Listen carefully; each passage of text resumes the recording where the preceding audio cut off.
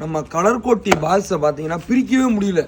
Tape அதாவது quality வந்து வந்து சில பேர் கொரியர் வச்சு விட்டோம்னு வச்சுக்கோங்களேன், அதாவது பிரிஞ்சு போகும், வரமாட்டிக்கு, உடஞ்சி போகும், நெடிஞ்சு போகுங்க. நானும் ஒரு 2 நிமிஷமா பிரிச்சுட்டு இருக்கேன். நமக்கே ஒரு டென்ஷன் ஆகிப்போகுது. டென்ஷன் அந்த அளவுக்கு பேக்கிங்கு ரொம்ப சங்கட்டமாக இருக்குது. பார்த்துக்கோங்க, பாக்ஸ் சூப்பராக இருக்குது. பேக்கிங் பார்த்துக்கோங்க, வெடி எப்படி இருக்கு பாருங்க.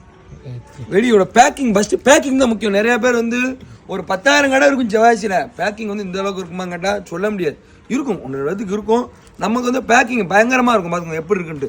ஒன்று கூட நெளியாது, குலையாது, அந்த அளவுக்கு இருக்கும். சோறோட குழஞ்சி போகும். நம்ம பேக்கிங்கு குலையவே குலைய. இப்போ இதோட என்னதையா சொல்லுவாங்க, பெர்ஃபார்மன்ஸ். நம்ம இங்கிலீஷ் கொஞ்சம் வீக்கு. இந்த இங்கிலீஷ் டீச்சர் இந்த பாடத்துக்கு கொஞ்சம் லீவ் ஓட்டேன், ஆனால் இங்கிலீஷ் கொஞ்சம் வீக்கு. இது எப்படி இருக்குன்னு பார்ப்போம். சட்டி வந்து நம்ம கையளவுக்கு இருக்கும். ஒரு சட்டி நீங்க வந்து புஷ்வானான்னு சொல்லுவாங்க, இன்னொரு ஊர்ல 2 வெரைட்டி சொல்லுவாங்க. இது எப்படி இருக்குன்னு பாருங்க. நீங்களே ஏன்னா கையில வச்சு போடுறீரு, அது ஒண்ணும் செய்யாதியா. நம்ம வெடி வந்து ஒண்ணுமே செய்யாது, வெடிக்காது.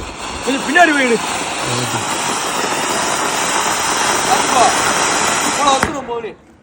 ஒசுரம் நானே ஒரு 5 அடி இருக்கேன், அதுக்கு மேலதான் போவோம். பெர்ஃபார்மன்ஸ் நல்லா இருக்கு. ரைட்யா.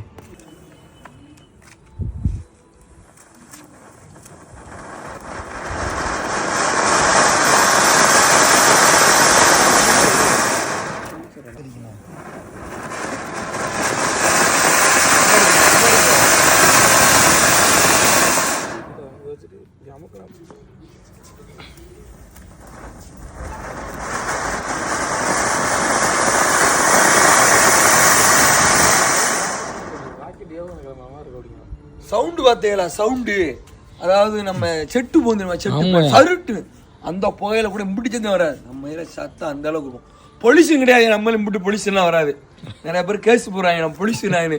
ஏன்னா அதனால பொல்யூஷன்லாம் நம்ம இந்த தீபாவளிக்கு ஒரு நாள் வெடிக்கிறனால வந்து யாருக்கும் பொல்யூஷனே வராது. வரும், லைட்டாக வரும். வருமா வராதா? லைட்டாக நேஸாக வரும். ரைட் பார்ப்போம்.